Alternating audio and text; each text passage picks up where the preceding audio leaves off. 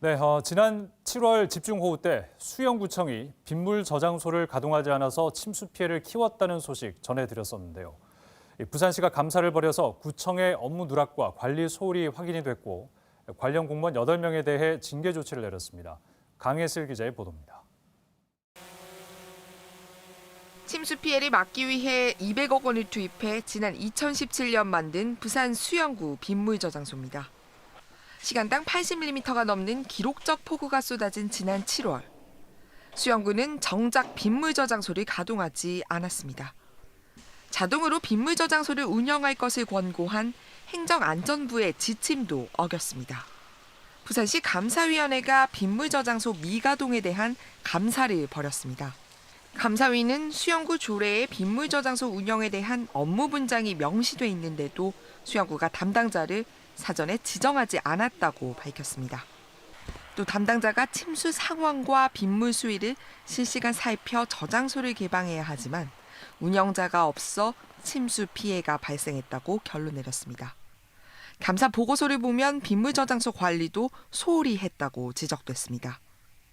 물이 들어오는 저장소 입구에 토사가 쌓여 있어 빗물이 들어오는 것이 어려울 뿐만 아니라 수위계도 고장나 있어 정상 가동이 어려웠다고 밝혔습니다.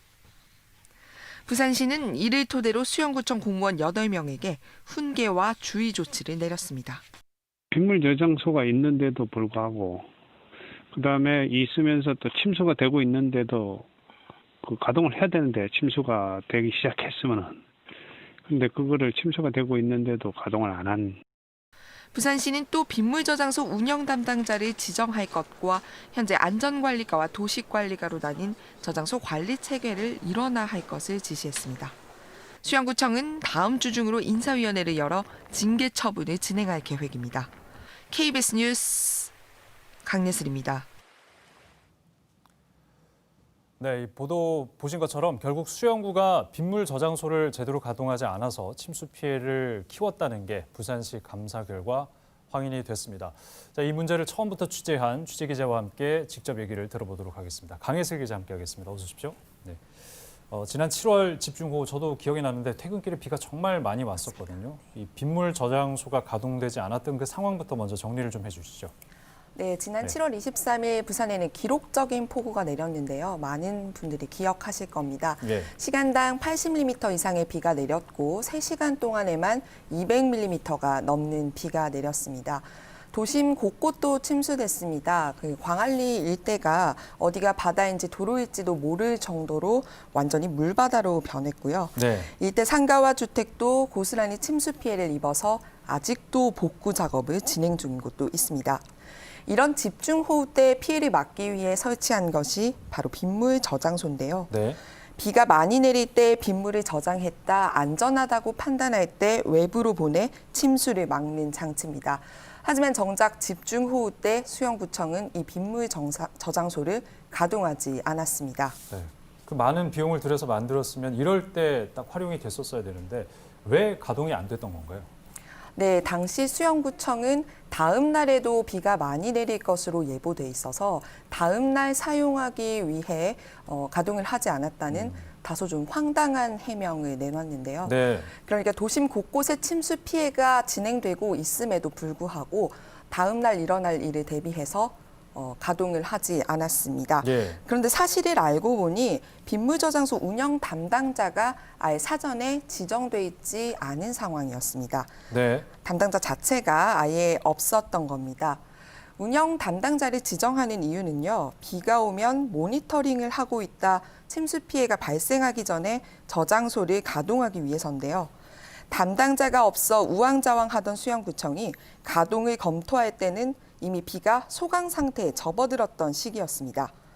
이렇게 판단이 늦어지는 상황을 고려해서 행정안전부는 빗물 저장소 운영을 수동이 아닌 자동으로 운영하도록 권고하고 있는데요. 수영구는 이조차도 지키지 않았습니다. 당시 부산에서 빗물 저장소 12곳 중 수동으로 운영한 곳은 수영구가 유일합니다. 예. 담당자도 없었고 행정안전부의 권고 지침까지 어긴 건데 담당자를 지정하지 않을 거면 이렇게 수동으로 해놓을 이유가 있었을까요? 왜 그랬답니까?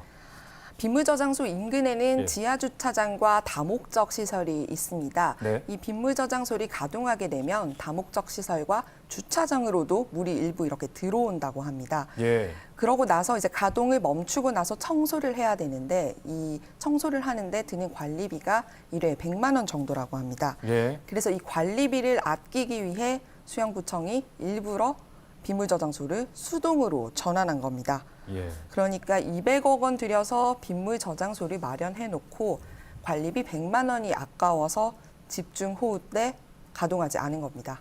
그러니까 청소비를 아끼기 위해서 그 많은 피해를 이제 발생하게 만든 부분이 있다는 건데 그 침수로 인한 주민들의 피해를 생각하면 참 해명이 어처구니가 없습니다.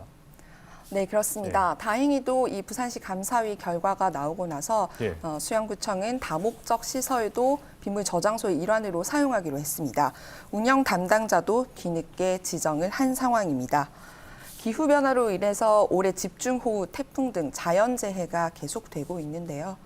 이번 취재를 통해 방제 시스템이 얼마나 허술하게 운영되고 있는지 절감할 수 있었습니다. 네, 곳곳에 부족한 부분들 빨리 좀 챙겨봐야 될 것 같습니다. 오늘 소식 여기까지 듣겠습니다. 고맙습니다.